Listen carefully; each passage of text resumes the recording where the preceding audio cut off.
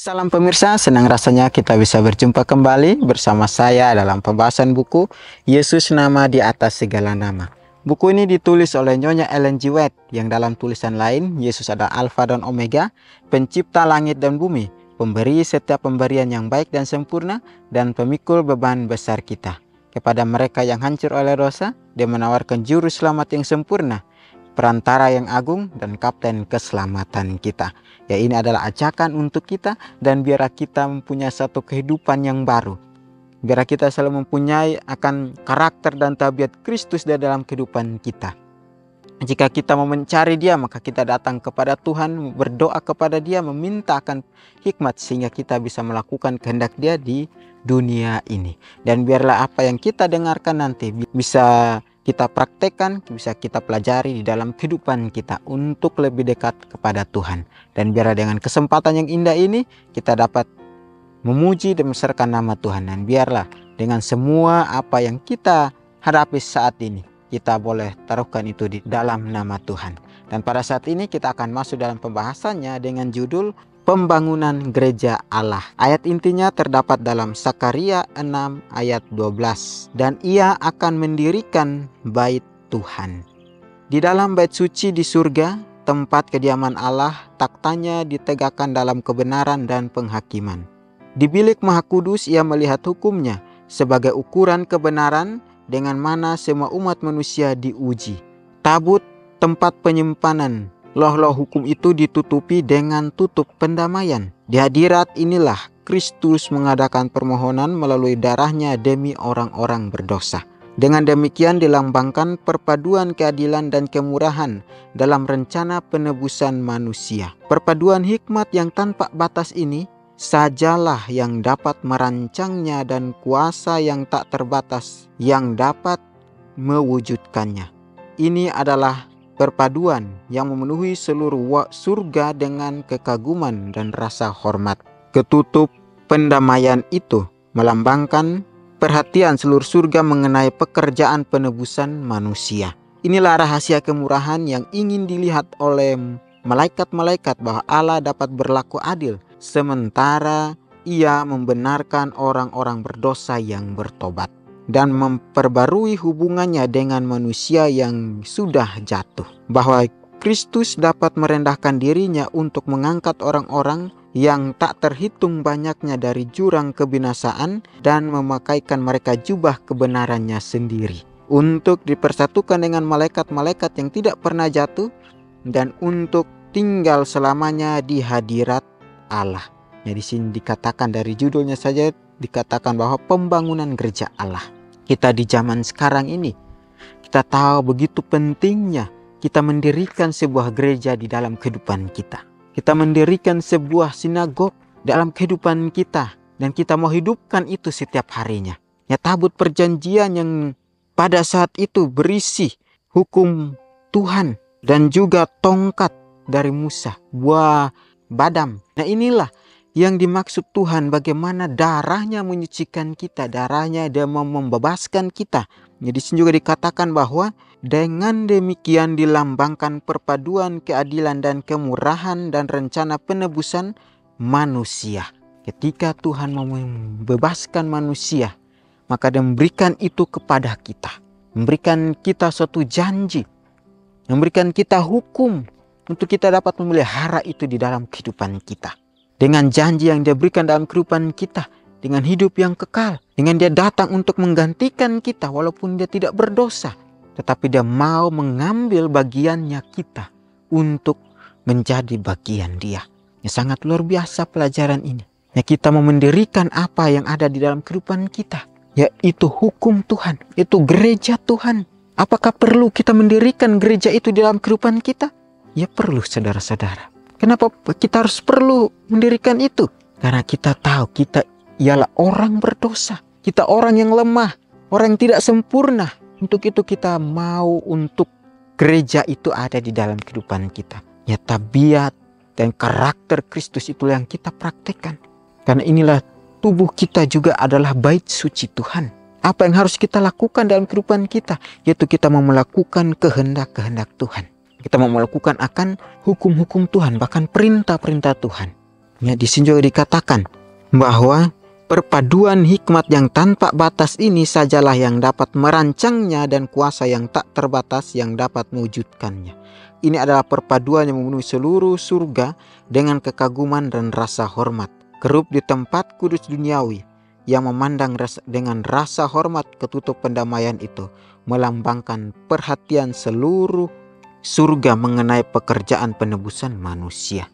Artinya mereka pun tahu pekerjaan penebusan itu kapan. Mereka juga tahu pekerjaan penebusan itu siapa yang harus mengerjakannya. Malaikat pun turut merasa, pun menghormati atau rasa hormat kepada Tuhan. Karena dia telah mengambil bagian dari kita. Seharusnya kita yang dapat menanggung semuanya itu. Seharusnya kita yang dapat disalibkan pada saat itu. Tapi inilah jalan-jalan Kristus. Dia mau mengorbankan dirinya dengan sebuah janji penebusan. Inilah gereja-gereja kita di zaman sekarang ini. Inilah tabiat atau bait suci Tuhan yang diberikan di dalam kehidupan kita. Tanpa kita mau, tanpa kita sadari, dia sudah bersama dengan kita. Bahkan di sini juga dikatakan bahwa di bilik Maha Kudus ia melihat hukumnya sebagai ukuran kebenaran dengan mana semua umat manusia diuji. Sangat luar biasa, ini kita diuji saudara-saudara. Dengan tabut perjanjian 10 hukum itu. Ya Tuhan mau supaya kita dapat mempraktekkan itu, kita mau hidupkan itu. Sehingga kita pun layak, kita pun dapat diselamatkan. Kita pun didapati setia kalau Yesus datang. Ya, di ayatnya juga dikatakan, dan ia akan mendirikan bait Tuhan. Dia yang diberikan nama Tunas. Yang artinya seseorang yang akan mendirikan bait Tuhan atau gereja Tuhan. Ya untuk apa dia mendirikan ini? Ya untuk memperbarui kita.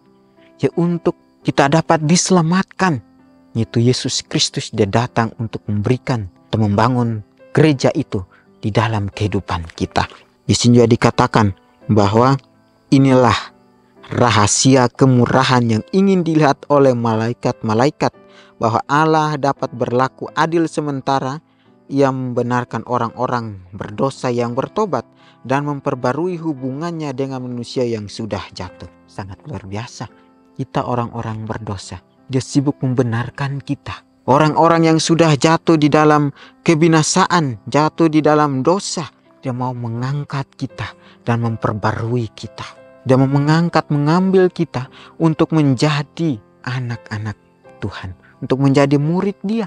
Dan biar dengan kesempatan yang diberikan Tuhan, jangan kita merubuhkan akan hubungan kita atau memutuskan hubungan kita dengan Kristus. Tetapi sebaiknya biarlah kita mau supaya hubungan kita tetap berjalan bersama dengan Tuhan. Hubungan yang erat, yang sama seperti Bapa dan anak. Hubungan mereka tetap erat, begitupun kita bersama dengan Tuhan, dengan Kristus. Sehingga apapun yang kita lakukan di dunia ini, apapun yang kita perbuat di dunia ini, biar kita selalu meminta akan hikmat daripada Tuhan saja. Bahwa Kristus dapat merendahkan dirinya dan mengangkat orang-orang yang tak terhitung banyaknya dari jurang kebinasaan dan memakaikan mereka jubah kebenarannya sendiri.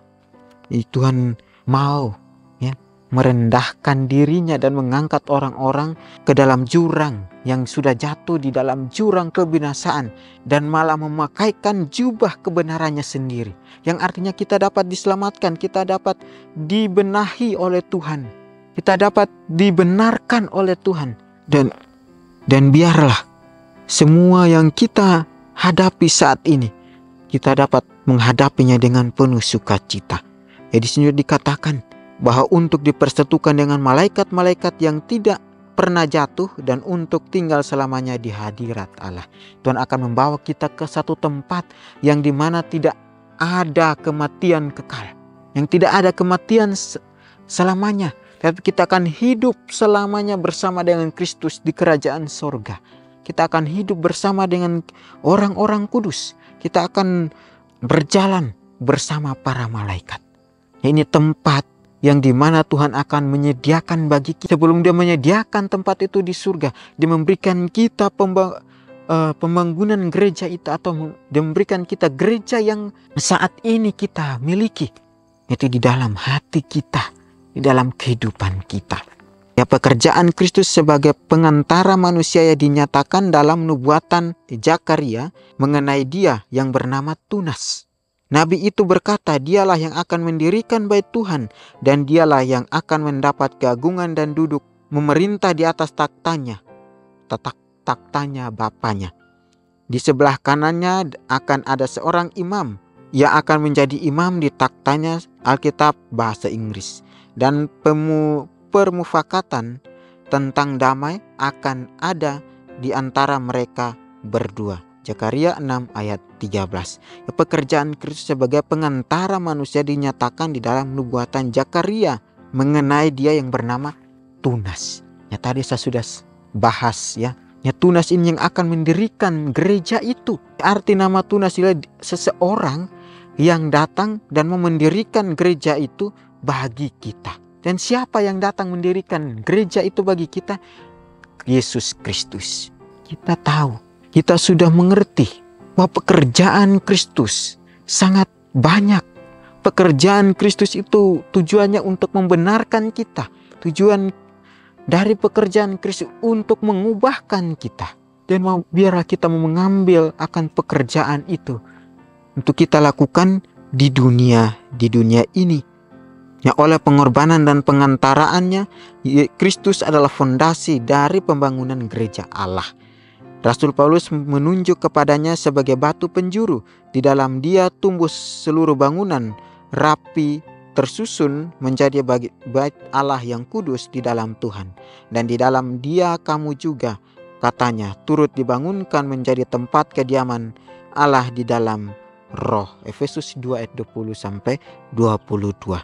Ya, di sini juga dikatakan oleh pengorbanan dan pengantaranya Kristus adalah fondasi dan pembangunan gereja Allah. Fondasi itu sudah ada di dalam kehidupan kita. Bahkan di dalam Alkitab pun Dia sudah berikan. Hanya kita yang mau melanjutkan membangun akan gereja itu. Fondasinya sudah ada. Dan fondasi itu adalah Kristus. Ya, di sini dikatakan bahwa di dalam Dia tumbuh seluruh bangunan rapi tersusun menjadi bait Allah yang kudus di dalam Tuhan. Rasul Paulus menunjuk kepadanya sebagai batu penjuru. Ya, batu yang tidak akan pernah rubuh, batu yang kokoh, yang akan mendirikan bangunan di atas fondasi itu yang tidak pernah rubuh. Seperti batu karang yang teguh. Orang yang membangun fondasi rumah di atas batu, di fondasi yang kuat itu, dia akan bertahan selama-lamanya. Jika orang yang membangun fondasi itu di pasir, maka akan rubuh ketika badai itu datang. Dan dialah yang akan mendapat keagungan dan kemuliaan penebusan manusia yang sudah jatuh. Itu adalah milik Kristus. Kemenangan akhir, halaman 352. Renungkan lebih dalam. Yesus telah menciptakan saya untuk menjadi bait suci tempat tinggal saya. Sudahkah saya membuka pintu untuk membiarkan Dia masuk? Pertanyaan yang sangat luar biasa. Tuhan memberikan kita satu janji. Tabiat itu di dalam kehidupan kita. Sudahkah kita membuka pintu hati kita untuk menerima Kristus? Sudahkah kita membuka pintu hati kita untuk menerima akan gereja Tuhan itu sendiri? Sudahkah saya membuka pintu untuk Dia masuk? Nah, pertanyaan yang sangat luar biasa di dalam kehidupan kita. Dan Dialah yang akan mendapat keagungan dan kemuliaan penebusan manusia yang sudah jatuh. Itu adalah milik Kristus.